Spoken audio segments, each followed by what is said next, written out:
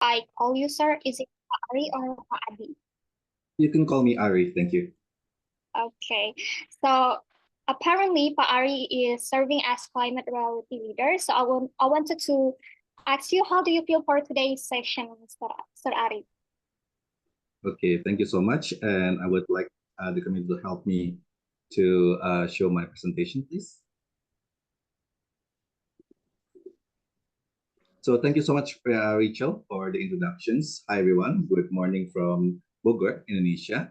It's glad to be here. My name is Adipratomo, and I'm glad to be with all of you today and to seeing really the positive energy that you shared during the earlier sessions.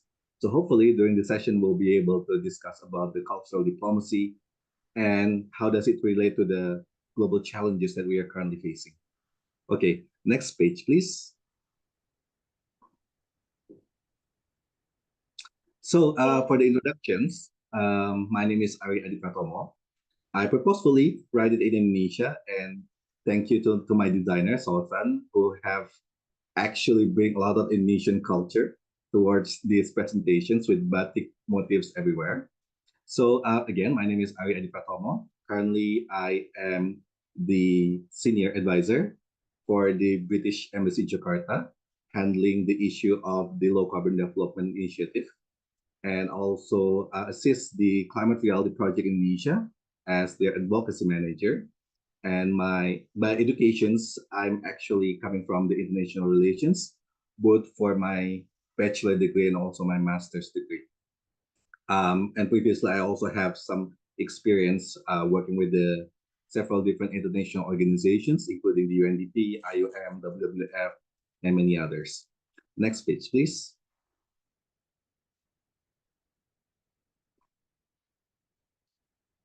Okay, when you're talking about the cultural diplomacy, Rachel earlier has mentioned about one of the definitions from the cultural diplomacy. But for me, there are numerous ways of interpreting the cultural diplomacy. One way is that it is a practice of fostering mutual understanding between nations through the cultural exchange. And it's evolving in the nowadays. In the present days, it's not only by the means of traditional culture, but also means of soft powers, where it is by implementing non-coercions of force, but through cultural engagement amongst the people.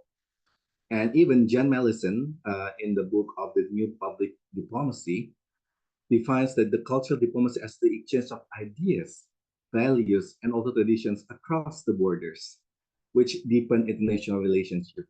It is also the similar terms that is being used by United States Department of State, which is the use of cultural expression to foster mutual understanding, also to promote the value to exchange and partnerships. And from my organizations, or at least my government, from the British government, say that the cultural diplomacy is the organization that highlights the ways of building relationship and also strengthening the influence through cultural sharing and collaborations. So the bottom line is that there are using non-traditional ways of making relations and also collaborating with other countries. Next slide, please. Okay, I talked earlier about there are so many different challenges that are currently facing our Earth. This is not exhaustive list.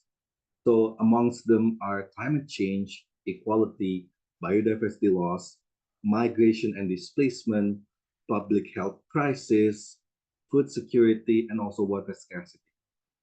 Earlier, before the session start, there are already one questions, like how can youth diplomacy can help to promote the equality and also tackling climate change. Actually, on each of these issues, youth has the role of addressing those challenges to their means of implementations and by using their culture.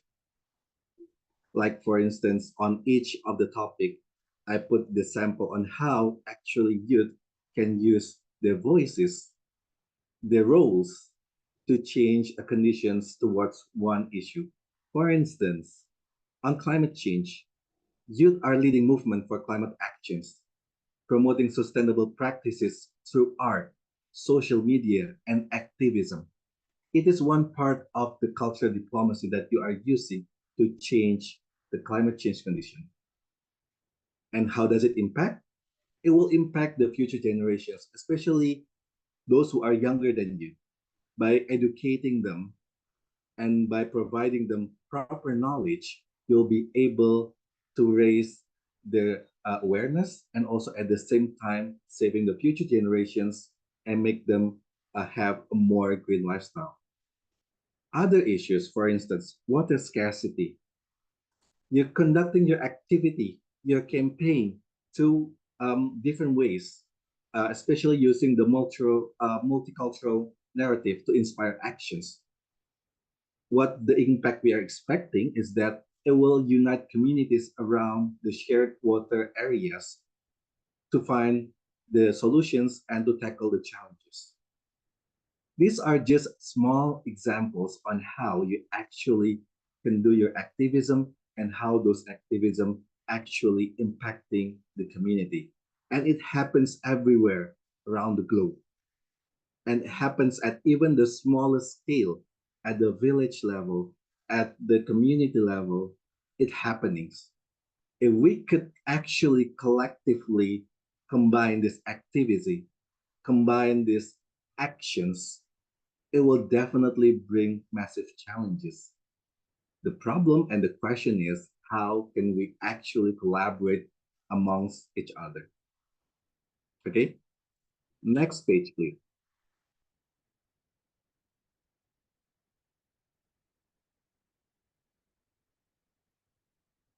Next page, please. Yes, thank you. So, the importance of the culture diplomacy, there are at least seven issues or seven importance of the youth diplomacy and also culture diplomacy. First one is fostering mutual understanding, promoting peace, encouraging global citizenship, addressing global challenges, as I mentioned before, enhancing soft power, building relationship, and also empowering youth. These are just among seven importance of cultural diplomacy conducted by youth. Youth can actually propel so many different innovations in so many different areas and come up with so many different innovations.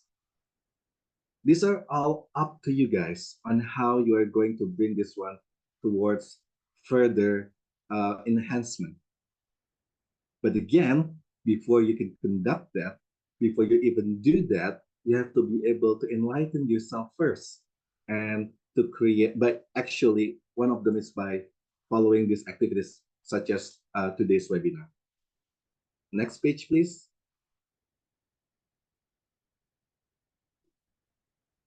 Okay, if we go back to the historical context of the cultural diplomacy, it has been happening so many years ago, ages or even centuries ago. At least we can say that the earliest example of the cultural diplomacy and exchanges happened during the trade through the Silk Road, which is estimated around the second century before the Christ, up to the 14th century after the Christ. So this ancient route facilitated the exchange of good culture, ideas, and knowledge between the East and West, and is becoming the earliest foundations of our modern diplomacy.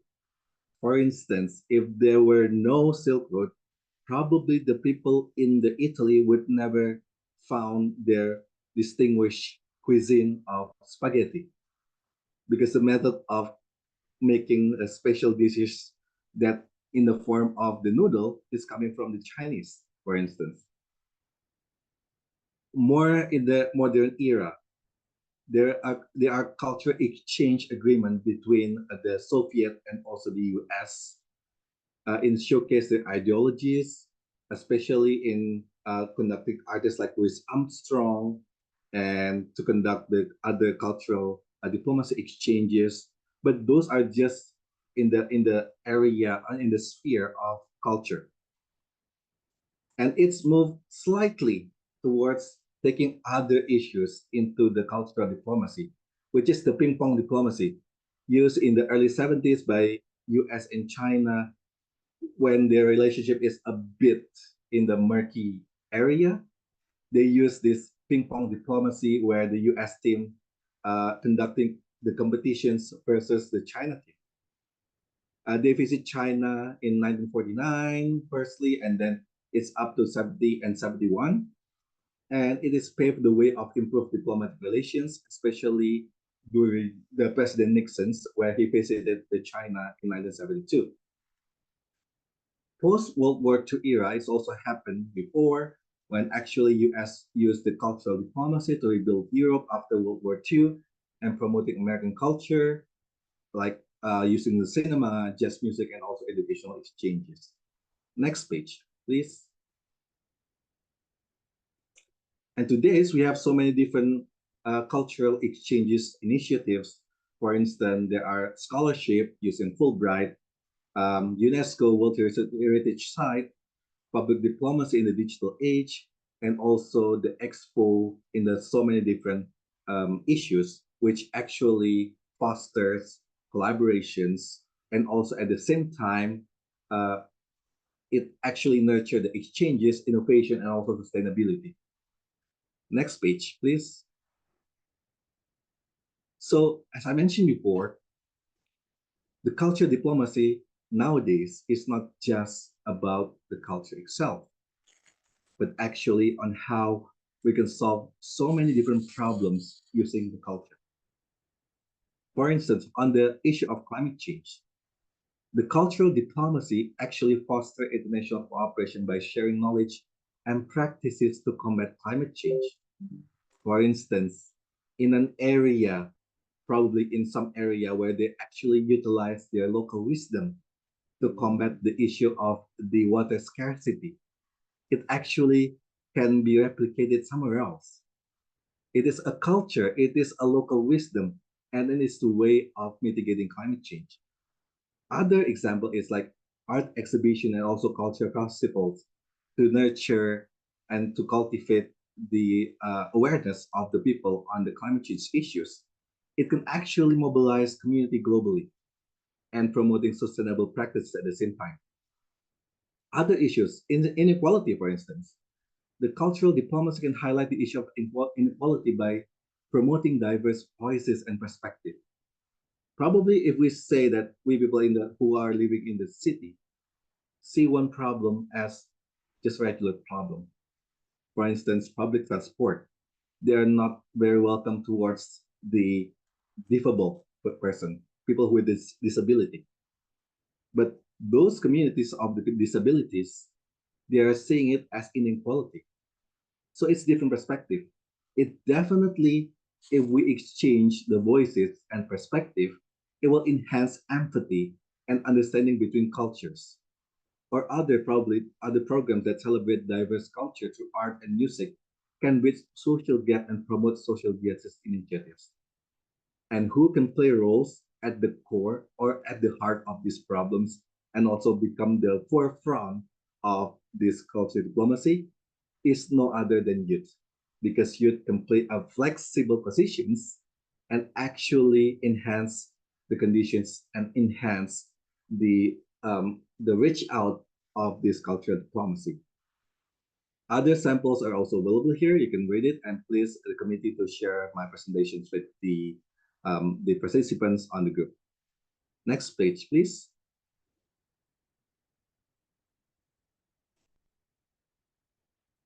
Okay, these are other samples on how actually cultural diplomacy can enhance the conditions of one issues. For instance, public health crises.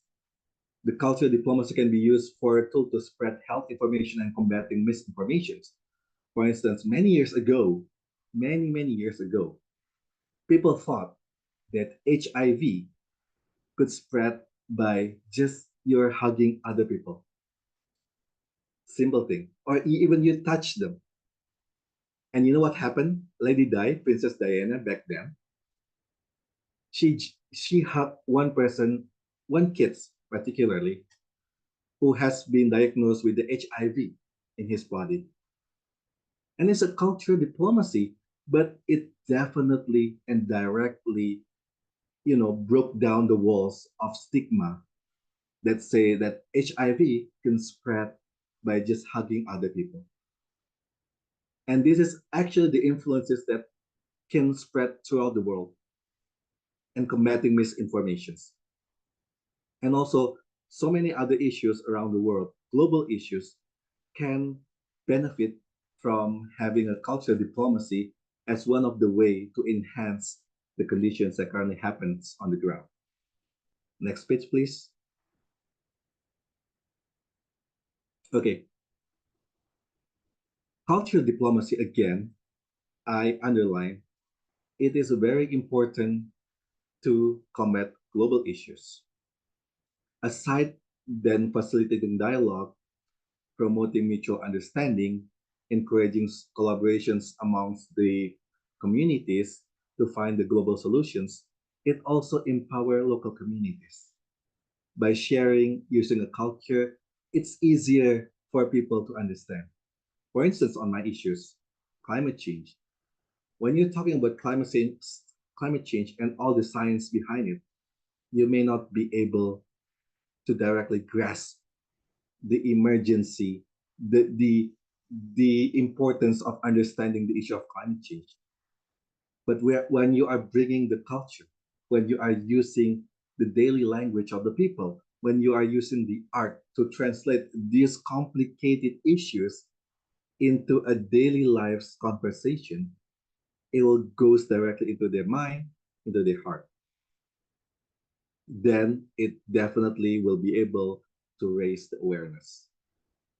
And at the same time, the cultural diplomacy are being used by different countries, especially their officials, to enhance their soft power.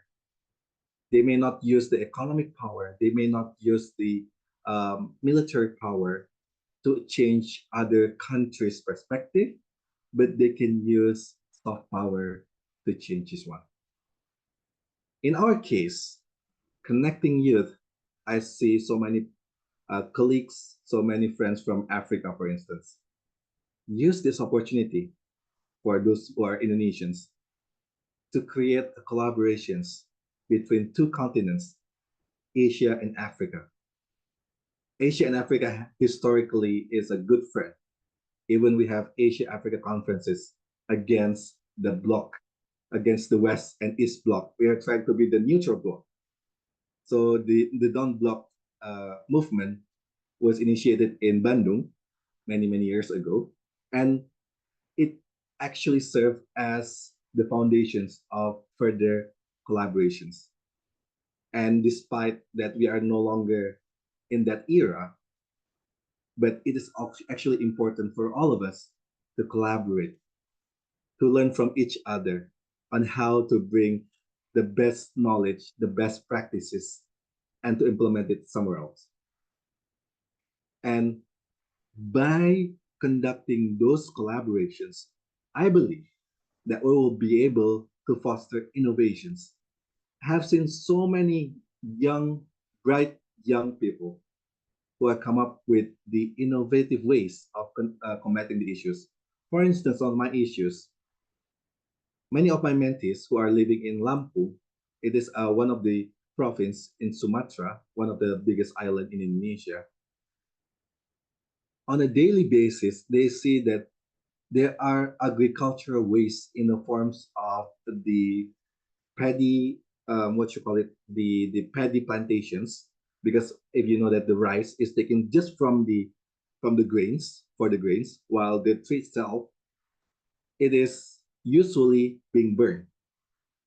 And by burning those agricultural waste, you are actually creating greenhouse gases. And the solution come up with the creating the eco bricks and use it as a sustainable fuel source, renewable fuel source, and at the same time combating climate change. And This is one of the innovations that happens because of the collaborations, because of the exchange of the knowledge. And I believe that the similar innovations can sprout anywhere else if we are willing to collaborate. Because otherwise, even though each of our activities count towards the solution, finding solution towards one of the global issue, but it will definitely, you know, a lower voice may be unheard. But if you collectively share your voices, you definitely be heard and then bring more impacts on the ground. Next slide, please. Okay, so as a youth, what are your roles on this cultural diplomacy? Who are you as the cultural ambassadors? Youth acts as a cultural ambassadors by representing your culture in the international forums and exchanges. Even if any of you here actually monitor the last conference of the parties or COP, it is a conference on the climate change, which happened in Baku. Many people who are coming from the indigenous tribes coming to the UN conference using their cultural outfit to voice the voice of the indigenous people. It is diplomacy, but at the same time, it is a cultural diplomacy to say that, hey, we have the rights to be heard as well. And amongst these, what you call it, the indigenous people, there are many young leaders who believe that the indigenous people will be able to bring unique narratives and also experiences that will enrich the solution toward climate change. Because we have been living on Earth for many, many thousand years, and our ancestor has been living on our Earth harmoniously. Why can't we, as a modern people, live with peace with our Mother Earth and tend to rather using non-renewable energy and a non-sustainability way to actually live our livelihood? It is something wrong. Then we can learn, actually, we can learn something from the indigenous tribe. And also, you as a youth can actually drive social change. You can actually advocate for so many different global issues, climate change, gender equality, human rights, and many others. And you guys, as what we call it the Gen Z in Indonesia, you are very savvy on the internet, very savvy with the applications, with the smartphones. Use it as a leverage. Use social media and also the technology to share your expressions globally, your ideas globally, access wider communities, access wider audience, not just using your TikTok just for some, I don't know, useless dance, but use that dance to spread the awareness towards one of the global issues.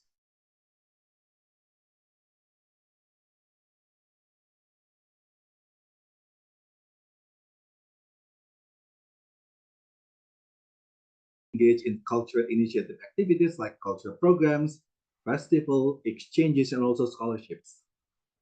Next page, please. So how can you impact sustainable development? Here, there are so many different examples on how you can actually impact the sustainable development. You can actually mobilize local communities using community engagement. As I mentioned before, you can leverage technologies, you can participate in decision-making process. You can also join cultural exchange. You can empower your peers, your friends, your colleague, even someone who are below your age, and also actively engage in advocacy and awareness. And hopefully you can come up with innovative solutions towards this problem. Next page, please. Okay, when we are talking about the sustainable development, there are definitely SDGs or sustainable development goals. which has to be reached by 2030. But again, many of the SDGs are not on track due to the factors of inequality, inadequate funding, and lack of engagement. We cannot solely just rely on government to solve everything. You guys as a youth actually has a power to change the conditions that happening on our earth right now. You can even use your own powers to create some changes. If you don't have money but you have idea, find a way how to channel that idea to make money. If you don't have technology, you don't have the knowledge. Sorry, if you don't have the knowledge but you have the technology, use the technology to find knowledge, to enhance yourself first, and to find a way to enhance your activities and also your actions. So actually, capacity building is one of the aspects that we have to think really carefully on this one before we conducting our activism. Okay, next page, please.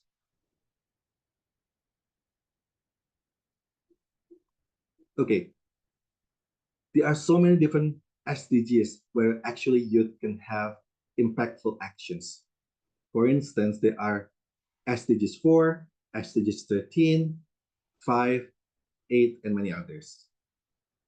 What are the importance of, for instance, SDGs 13? The importance is like currently it is very urgent to urge the action towards climate change and its impact. And the challenge is that the political inactions and lack of public awareness hinder effective climate policies.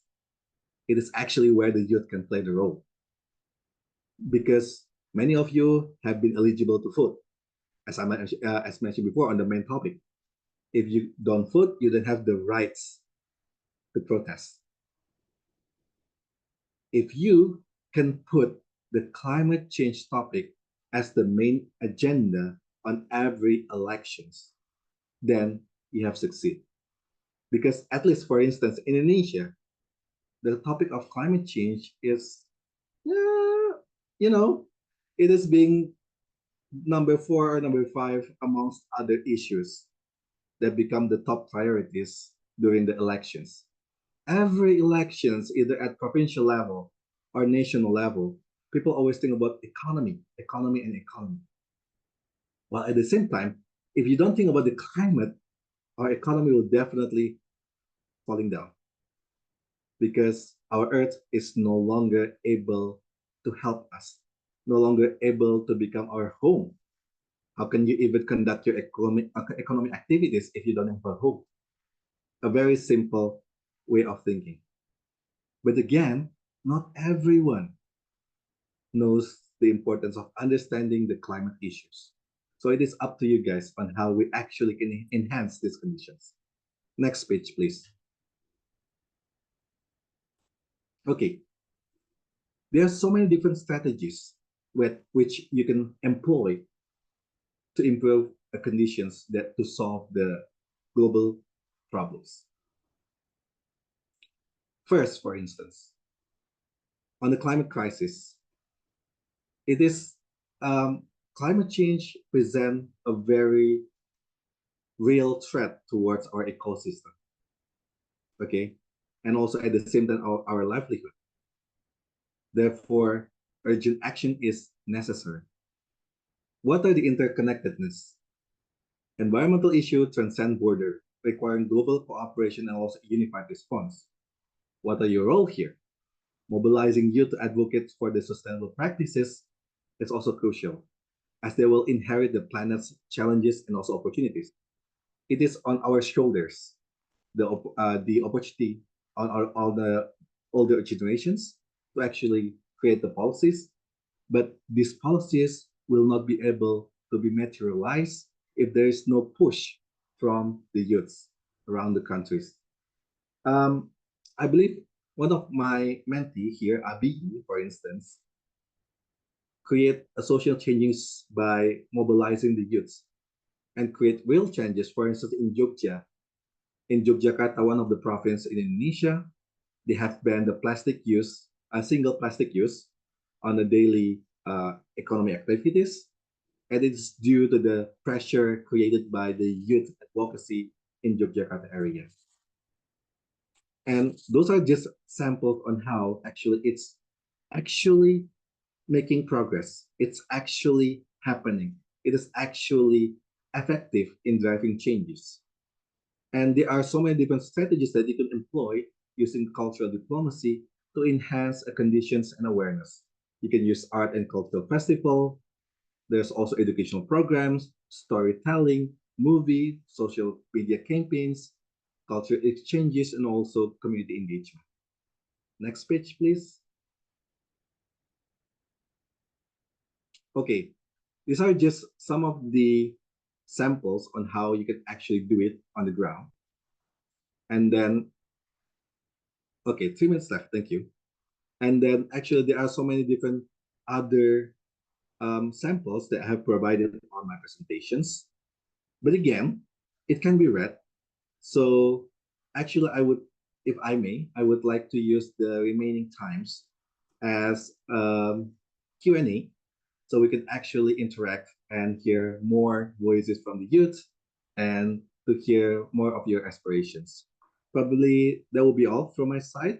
And please again, committee, to share my presentations with the participants. And thank you so much for the opportunity. And back to you, Kak Rachel, as the MC for this sessions. Thank you. Thank you so much, Sir Ari.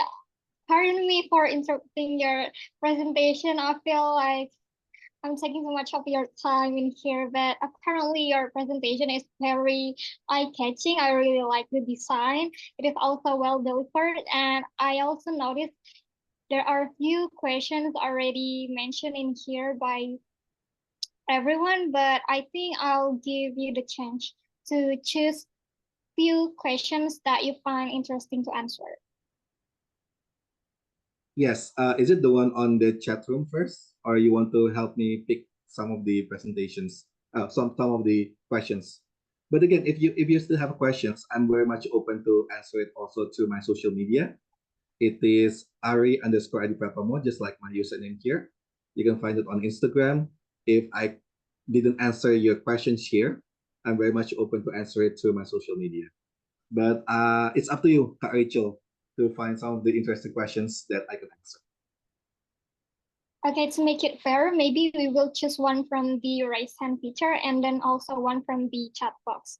Is it fine for you, Sir Ali? Yeah, sure. Okay, maybe I'll pick one from the chat box and then you pick one from the raise hand. Okay, I already read one question, which is really interesting in here. Okay, this one question came from Sawela Gumbo. Yeah. Her question is, how can we bridge the gap between countries when it comes to solving each country's pressing issues linked to sustainable development? For example, how can Indonesia help Zambia and vice versa? Okay, thank you. So I've been involved in the climate change negotiations since 2014 till now, either as a member of Indonesian delegations or as a member of the NGO. This is one of the sample where we can actually see directly how it works because it's sustainable issues. You have to remember that each of the country has their own capacity, has their own capability in tackling one of the issues. For instance, even in your neighborhood, probably your income, your household income, let's say it is $1,000. Your neighbor may have $800. Others may have $500, and probably others may have $5,000. If probably one of the committee in your community asks for some kind of the volunteering, what you call it, the donations to us, let's say each of the household will be asked $5,000. It wouldn't be able to become something that is justice because not everyone has the income of $5,000. Although it's say that, well, it is to solve the issue in our community. Let's say there's a flooding in that area. We have all of us have to chip in. But again, not everyone is able to provide $5,000 for that flooding problems, which means that each of the country, each of the household will be able only be able to support according to their own capacity. For instance, one could provide donation of $100. Other may be able to provide 200. Maybe others could provide 5,000. But again, those who provide $100 may be able to exchange it in some ways. Oh, probably he offer the manpower for that. Oh, I may not be able to provide $5,000, but I can work for you guys for 1 day. The same thing here. To solve the global issues, sustainability issues, for instance, how can Indonesia, for instance, help Gambia or many other countries? We are still also developing countries. We are not developed countries. We are not wealth countries. But how can we help each other? We can help by sharing knowledge. We can help by sharing the best practices happening in Indonesia, and probably it's something that can be implemented somewhere else in Africa, and vice versa. Probably we can learn something about water treatment, how to preserve water from people in Africa and implement it here. So those exchange of knowledge is one of the way to solve the global issues. It may not be able to directly solve the issues, but it can become a choices. It may not be able in the forms of the capital or money, but again, knowledge is something that is also expanded. Hopefully that helps the answer to answer the questions. Okay, thank you so much, Mr. Ari. So the highlight of the answer is exchanging the knowledge. But I also noticed that it is not only about the fresh money, but also the income, like how the lower income can give a manpower, or also the comparative experience, as I can conclude. Is it right? Yes. Okay, thank you so much, Mr. Ari. So we're moving to the next question, but it will be you who choose the. Okay. Probably I will give the opportunity to Vinicius Manfredini. Sorry if I didn't spell it correctly. Over to you, Vinicius. So thank you so much for this opportunity. I'm Vinicius Manfredini. I'm from Brazil. I'm a Mhm. master's degree student in international relations, and I study about migration and refuge. So with the increasing number of refugees and environmental displaced persons, Mhm. how can Mhm. global protection efforts be aligned with the United Nations Sustainable Development Goals, especially those focused on reducing inequalities and climate action? Furthermore, this is the second question. Uh-huh. Considering that the issue goes beyond merely providing a cultural experience, what types of public policies could be developed through youth diplomacy of effectively welcome, protect, and integrate these populations into society, ensuring a more comprehensive and sustainable approach? And thank you. Okay, thank you, Vinicius. And first of all, I would like to thank you for your questions. And probably next year I'll be able to meet you directly because there will be COP in Brazil, right? Next year. And hopefully we'll be able to meet. And since Nice. you're also international relations major, and I have been working with the IOM before on the issue of the human trafficking, and also it's involved the displacement and also people who are actually lost their livelihood and their habitat due to the many issues. But again, first of all, we have to recognize it is a global problem. It is not just a problem for people who are coming from the developing countries. It is a global problem. If we cannot solve this, there will be many more people who are displaced by not just the crisis in a sense of war, but also at the same time the climate change. Probably many of you haven't heard that there's a country in the Pacific area that have lost completely one of its island, and many of their um, citizens are being moved to another country's island. So people who are living those communities are they're in limbo in terms of international relations and regulations. They they they have to continue their livelihood, but they are living somewhere else in the different countries because their hometown, their village are no longer being habitable because of the rising sea levels. So they are displaced by climate. But our current framework of the regulations is not yet recognizing those people as refugees. So it is still very traditional where the refugees are being pronounced by definition of the political activities or by the conflict, but not by climate. So it is very limbo. It is a very confusing situations for many of us. First, if we want to solve this issue, we have to provide enough resources in a sense that we have to educate people that it is a global problem. Receiving refugees doesn't mean that you're adding problems, but you're receiving in the names of humanity. We have seen so many people fleeing their countries, fleeing their villages using the boats.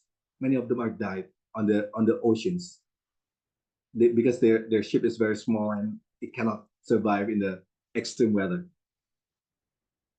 How many more people will be, you know, devastated due to this current conditions?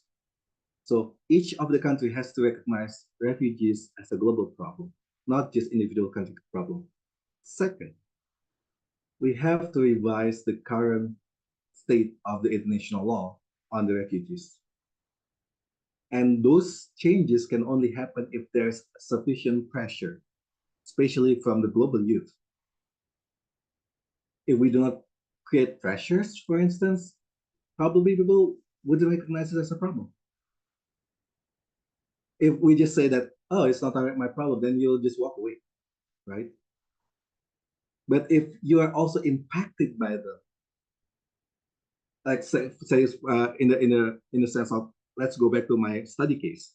For instance, you are living in one area, and other people are having flooded in their neighborhood. But you're in your way to your office, in your way to your universities, you have to get to that area. It's also become your problem then, right? Not just those who are flooded by the homes. You cannot just simply close your eyes saying that, it's not my problem. I'm not getting flooded. My home is safe. I'm very much okay in my home. But again, it will somehow impact you. So if you do not recognize those problems as our global problem, there's a problem. Third, how to actually provide a proper solutions and to provide proper funding for this one. Again, we cannot rely solely on the government. Government has a very limited resources, but who has other resources? Businesses. If those businesses is not being dragged down by us to care about this problem, then there wouldn't be solutions. It's also applied to so many different SDGs problems around the world. Climate, for instance, we cannot just let those big businesses do their greenwashing every day, saying that, oh, our product is sustainable while they're not. All you can say is you have to be responsible. You have to pay for what you have done. Then you will be able to have enough resources to handle so many different problems. Because inequality is something that is being created and it is something that we see every day, but many of us chose to be ignored. And sometimes, even the smallest things, for instance, I don't have the tissue with me, but it's one of the proof of inequality. But for instance, the tissue in Indonesia, many of the people are using tissues every day. How can it become the symbol of inequality? Some of the tissue brand has the certificate for sustainability, what we call in Indonesia as the Indonesian legal wood, we call it Indonesian legal wood certification, because tissue is derived from the trees. And by having those certificates, it means that their business way of conducting the product or producing the products is coming from sustainable way, not just in terms of the main resources, but also in the way they are using their machineries and treating their employees. But many other tissues don't have that. They just put, oh, we are environmentally friendly. Of course, tissue is environmentally friendly because you can throw it away and they will basically degrade it into something that, because it's biodegradable. But that's not the point. by just buying tissue without we are thinking about, oh, this tissue has impact this environment in such and such way, we are creating inequality. We have the money, probably it's just like $1 or less than that, the price of the tissue. You have the money, but you also have the options to create changes by using sustainable way product tissue or the other tissues. So this just a very simple sample on how we are seeing inequality every day and we choose to ignore it. So hopefully that answered my your question, Vinicius, and hopefully I'll see you in Brazil next year. Back to you, Rachel. Thank you so much. Okay, thank you so much. I guess Mr. Sir Ari answer already fulfill your question. I guess so. So since we are already running out of time and we have limited time, I would really like to ask Sir Ari, is it possible for us to reach out to you personally now? Okay. Yes. You may drop your in the picture. In the presentation, I have my phone number. I have my Instagram. We can exchange the ideas and questions and answer over there. And if any of you here, especially from Indonesia, would like to invite me as your speaker anywhere in Indonesia, I can come for free. You don't have to think about how much I gonna charge you guys, or how can you provide me the tickets and everything. It's completely free. But those who are in Africa and any other countries, I'm very much open to conduct the sessions using the Zoom or many other methods. But again, it's all completely free. I guess everyone is welcome, right, sir? Yes, Okay. everyone is welcome. Okay, we will, as committee, we will send the presentation to all of you guys, so don't worry. Okay, I will give a closing statement for our discussion today. So cultural diplomacy is a practice of fostering mutual understanding through cultural exchange. Means a soft power, we didn't use any military power. As yet, we can actively engage in innovation solutions, spreading awareness, empowering, and also making a campaign, utilize the use of social media, and also positive trend that appears around us. So that's all from the